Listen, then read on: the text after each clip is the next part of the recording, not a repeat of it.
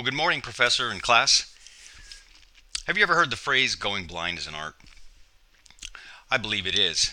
Blindness comes in many ways, as you know: birth defects, sudden trauma, symptoms from other diseases, or even age related diseases such as macular degeneration. And then some people are born blind and never know the idea of light and can only trust others for a description of color and object. And then there's my story: a parent of a child who loses central vision almost suddenly due to a disease called Stargardt's. It's named after the German ophthalmologist who in 1909 discovered the condition, which manifests itself in children, usually between the ages of 10 and 20 years. So while the diagnosis of Stargardt's can have an incredible emotional impact on the child and the family, there's also a lot of promising news surfacing from the medical community, which I'll get to later, which is showing a lot of hope for us in the future. So what are some of the emotional impacts? Well, first, the sudden awareness of failing vision can be devastating. Imagine driving down the road with your child, your 10-year-old say, and you're playing the alphabet game, asking her to read you the letters on the street signs, and your child says to you, "What street signs? I don't see those letters." At first, you're thinking, okay, they're just being rebellious, they don't want to play. But then time goes by, and it seems like the dialogue of the game never changes. You start to worry, hey, something's going on here. Maybe we probably ought to have her checked out and get her an eye exam. First visit to the optometrist, they told Sarah she just needed reading glasses. Well, that didn't work. The second visit, they told us she couldn't see distance very well. Let's adjust the prescription. That didn't work either. Finally, we were referred to a retinal specialist. And that's where we heard the words, "Your child has Stargardt's disease." There is no cure, and there is no way to know how badly this will affect her vision long term. So as you can imagine, many questions come to mind. Sadness, fear, many emotions of hearing this sudden diagnosis. We ask, what can we do to get her the help she needs to succeed in life and to live independently? So our research begins, basically. We discover that Stargardt's is a juvenile form of macular degeneration, which affects 25,000 Americans. In Stargardt's, it actually affects the retina, which lines the back of the eye, and is most intense in the macula. Now, the macula is responsible for central, sharp, detailed vision, which is needed for things like reading, driving, recognizing faces. What happens in Stargardt's is a genetic mutation causes a buildup of fatty pigments throughout the photoreceptor cells in the eyes, eventually causing death to the cells. Vision will generally drop off to 2200 before leveling off. In our case, we kept looking for answers because we were on a hunt for a solution. How can we get past this? There's got to be somebody out there that can help us. And that's when we discovered Dr. Gerald Nolan, who practices ophthalmology at his Eye and Laser Center in Farmington, Connecticut. Now, Dr. Nolan has been training and lecturing around the world for years, and he's dedicated himself to helping people see. According to Dr. Nolan, he had a dream.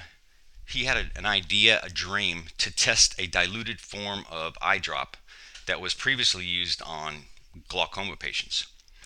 And he had an idea to dilute that and to see if that would work in helping low vision patients. According to Dr. Nolan, in the course of my ophthalmic practice, I discovered that a topical drop of dilute echo can restore lost visual acuity in cases with chronic retinal disease. Echo appeared to increase the capability of the few surviving neurons in the eye.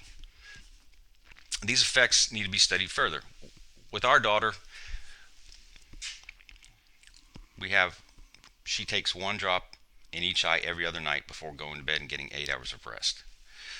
Also, this is a little visual aid of what a child with Stargardt's might be dealing with. It's blurry central vision.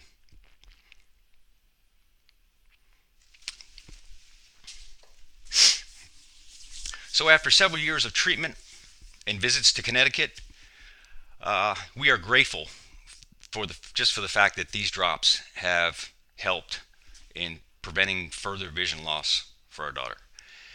Um, considering how progressive this disease is, it's pretty remarkable.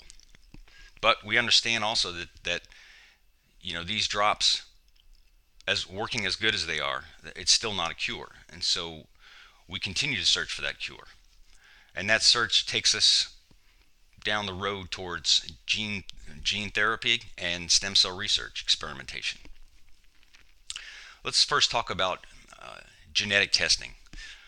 Right now, researchers are they're studying the genetic makeup of families with Stargardt's disease through blood tests to find out first how the disease is passed on, and more importantly, how to prevent the mutation of that gene that I described earlier, which causes the buildup of the fatty pigments in the photoreceptor cells. There's a company called Oxford Biomedica. They're a gene therapy company in the United Kingdom, and right now they're undergoing several sponsored tests, basically for gene replacement studies. The treatments work by injecting healthy copies of genes into the eyes, basically replacing the disease-carrying defective genes. Research is showing that a single treatment can halt disease for several years, perhaps even a lifetime. Another breakthrough is in the field of stem cell research, which is showing some very promising results. There's a company called Advanced Cell Technology Incorporated, which is a leader. They're a leader in the field of regenerative medicine, and they confirmed that the vision of a patient that's currently enrolled in a clinical study of the implant of embryonic stem cells, the vision has improved from 2400 to 2040, which is amazing when you think about 2400. That's way beyond legally blind, and that their vision is holding steady at 2040. This improvement was first reported actually on May 15th of this year in a news article published by Reuters.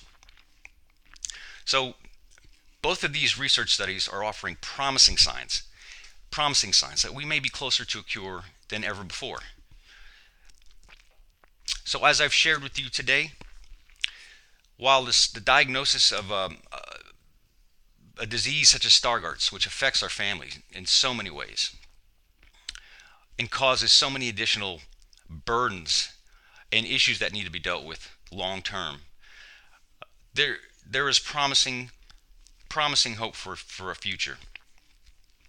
But we live in a time where I think the unimaginable takes place, where brilliant minds who are dedicated to helping people are making a difference every day. The way I see it, we could waste our time wallowing in self-pity, or we could be grateful for the promising outlook that's ahead. Based on the positive research data which I shared with you today, I'm not certain that I will see a cure for my daughter in my lifetime, but I truly believe that she will in hers. Thank you.